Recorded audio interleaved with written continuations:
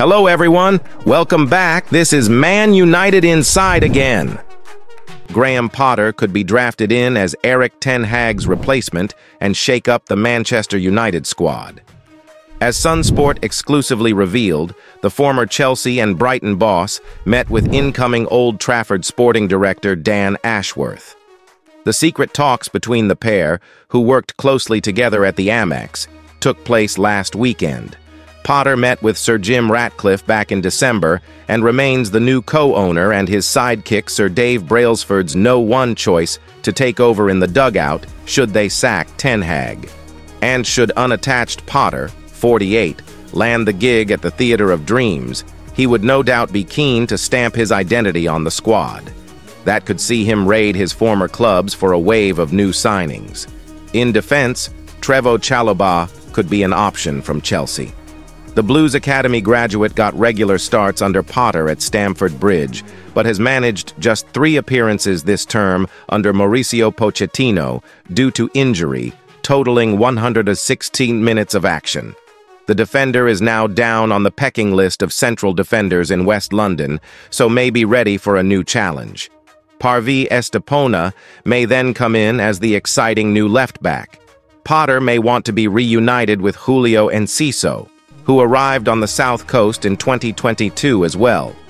Enciso's best position is in behind a main central striker. On the left, Marcus Rashford is the current first choice, but he remains a transfer target for PSG as Kylian Mbappe's replacement at the Parc des Princes. And that may mean yet another 2022 Brighton signing could make the switch to Old Trafford in the shape of winger Kaoru Mitoma. Again and again. Betting experts' supercomputer, Betsy, has predicted that the Red Devils will not be able to catch Aston Villa or Tottenham before the end of the season. Do you really agree with them? Comment down below.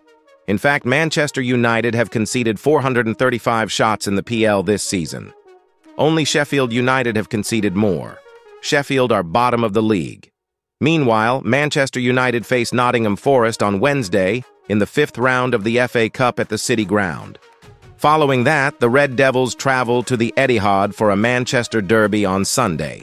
Additionally, Erik ten Hag has confirmed that informed striker Rasmus Højlund will be out of action for 2 to 3 weeks with a muscle injury.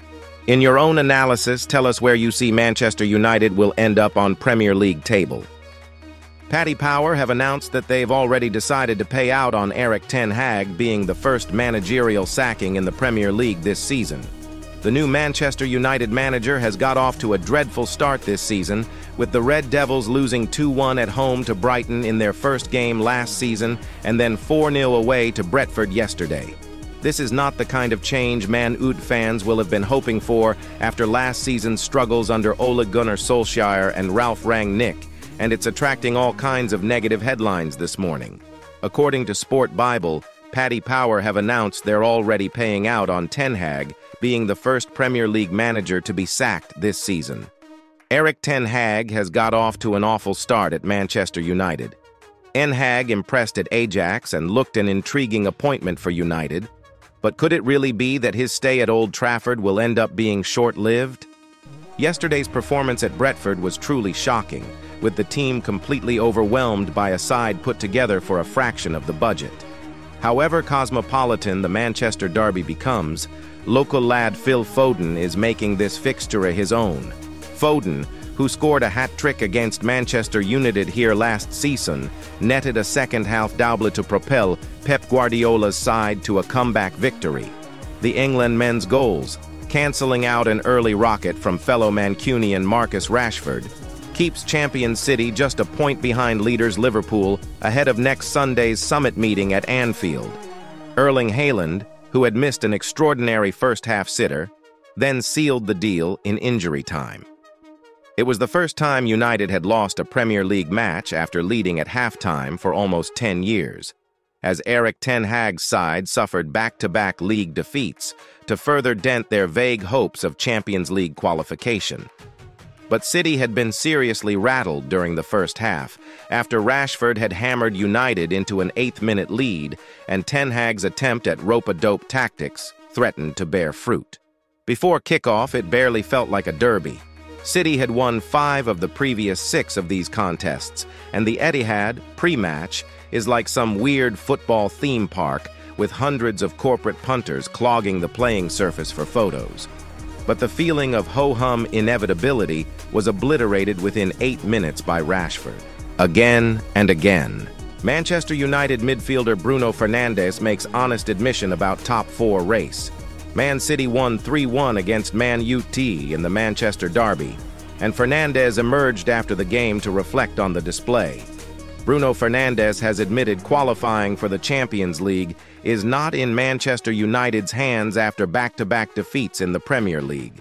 United were the underdogs heading into the Manchester derby, but they drew first blood at the Etihad after a stunning goal from Marcus Rashford in just the 8th minute of the game. As expected, City dominated possession, and they looked to respond after that setback, although they couldn't find a breakthrough, and it seemed like it could be United's day when Erling Haaland missed an open goal from 2 yards out on the stroke of half-time. City started the second half on the front foot, and their persistence was rewarded in the 56th minute when Phil Foden equalized with a wonderful striker into the top corner. The hosts had momentum after drawing level, and Foden scored again with 10 minutes remaining. Haaland also made amends for his glaring miss when making it 3-1 in added time. United delivered a spirited performance, but City were the better side.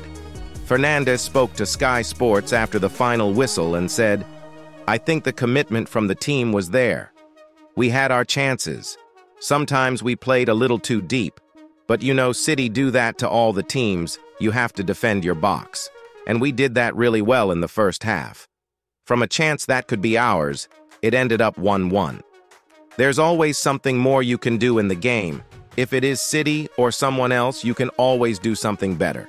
City are a team that knows how to have the ball and pin teams back. We knew we had to defend our goal really well, and I think we did. We should have had more spells with the ball than we did in the second half." Fernandes was asked about the fight to qualify for the Champions League and added, "Every time you don't win a game, it is a damage at this club. We know what this club demands, and we want to win the games we are involved in.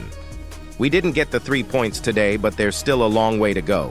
We know it is not everything in our hands because other teams have to lose points, but we have to do our job." Again and again. Again and again. Fans spotted the moment Alejandro Garnacho appeared to pick his nose and eat it while on the bench.